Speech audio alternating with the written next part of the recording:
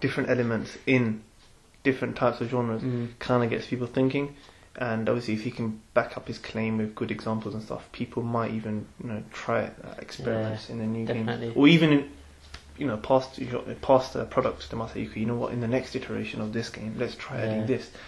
And I'm all up for different genres combining together. I mean, it just makes the experience a bit better, different, a bit unique as well. I mean, just imagine it. I mean, look at GTA. You could say there's a lot of different genres.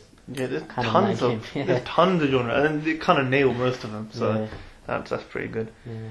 What are your thoughts on the Super Mario Galaxy HD? Screenshots have come out, video has come out, and personally they look pretty amazing. I mean, obviously the first game was very good looking, but there's hardly any anti-aliasing problems in this version, and it's a lot more. The colors are more sharper. I'd say that. But on some TVs, I mean, I was reading up in forums and stuff. People saying on some screens, if they've got really, if they've got 1080p HD screens, it kind of doesn't look as good. It kind of makes the pixels stand out more and looks more edgy. On some screens, I mean, it looks really good, like color wise, and the way it just pops out and just looks bubbly and stuff. It makes it look a lot better. Colours are more saturated. They come up, But you can tell, I mean, compared to just a normal Super Mario Galaxy, it looks a lot different. Yeah, definitely, A lot better. Hopefully they have a VHD or something in the future, and then we can see games kind of take. I hope Nintendo take a notice of that.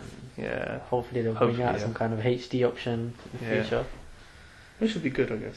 A game without violence. Bioware thinks it's possible with the right audience. What do you think? Well, considering all of Bioware's games have been pretty violent today, that's quite a bold statement to make.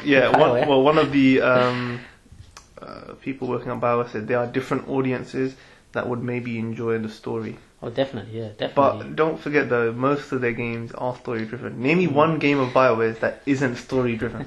Like you can't. They've got a.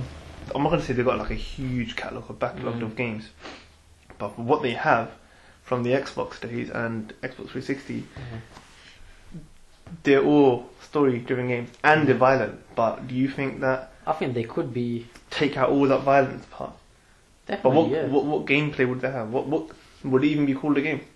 People complain that Metal Gear Solid 4 wasn't a game because every 20 minutes you're putting the controller down for 40 minutes and watching a cutscene. I think it depends. I mean, with Bioware, the way they tell the stories in games, it's more of an interactive experience. Yeah. I mean, taking the violent side out of it, which obviously helps towards the storytelling because you're actually playing out what's going to happen and stuff. Definitely. If they replace that with something else, I'm not sure how to be able to replace it. But with some sort of interactive element, if they replace it with that. I mean, we all know their storytelling is second to none. I think. I think they could do big things, man. I mean, they've got potential to do big things there. I think a good example is with Dreamfall as well. That had combat, but it was very minimal. Everything was just interaction with people, with doors, with items. It would just basically be more story interaction in terms of talking with people, finding stuff, collectibles, that kind of thing. But the actual fighting or there's always fighting or shooting elements within games. Personally, they probably have to replace that with something different, which I'm not sure what that would be. That's what I'm thinking. Personally, I think it would be a bit too difficult for them to do, because you have to have some kind of element of gameplay which pushes the story forward. I mean, unless you have a story which is completely non-violent, that's not going to be attractive. It'll just be an interactive story. It won't be a game. It'll be like a point. It'll be like a point and click, basically. Yeah. Alright, next, this is kind of important. High profile downloadable contents such as Gears of War's Dark Corners, can those types of DLC hurt lesser retail games? So like, because Gears of War is such a big game as it is anyway, and then you bring out a significant downloadable content like a whole chapter, which Gears of War is doing, do you think that DLC can hurt same genres games in the same genre, but people think it's worth spending maybe $12 or maybe £8 on this DLC, and not spending a full £40 or $60 on a similar genre.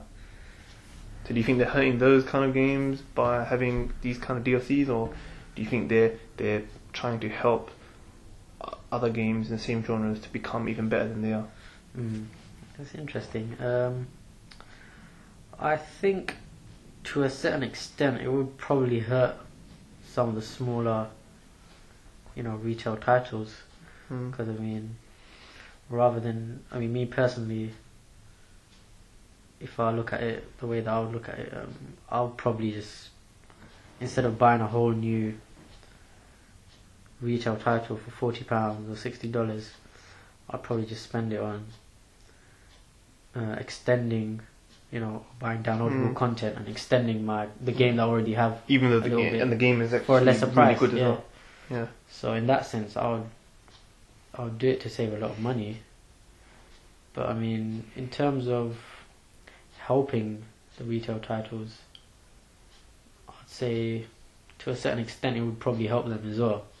Yeah. In terms of making that genre more, Yeah, but for the future, not straight away, but in the long term, it would be probably helping that genre if that downloadable content, was significantly good. Yeah. For example, Gears of War, their content is always good anyway. Yeah. So in the long term, it would probably help the genre. But in the short term, for retail titles, it might actually hurt them. Okay. What do you think? I personally think that as long as the DLC is good and they charge a good price, not just because this argument comes up that doesn't mean that they can charge now. Oh, you know what? People think that this DLC is going to be good, so let's charge them £20 instead of the usual £10. As long as they don't take those kind of liberties with the DLC, I personally think it's fine. If it extends the game, obviously it has to extend the game significantly. Like, look at Halo; it's got loads of multiplayer maps that actually do extend the game. But if it's just a cheap cash-in of like a 45-minute or an hour's worth of gameplay, I personally think that's just silly. It depends on the DLC as well at the end of the day. Because then again, they could advertise it as this massive 5-hour-long game. Like it's a new game. Yeah, and then when you play, it's like an hour and 30 minutes, and it's just like. For example, like let's talk about the GTA expansion. That was like a new game in itself. That's perfect, and it was cheap. It was what, £10? I think it was. Yeah, it was about £10. About what was it, 1,200?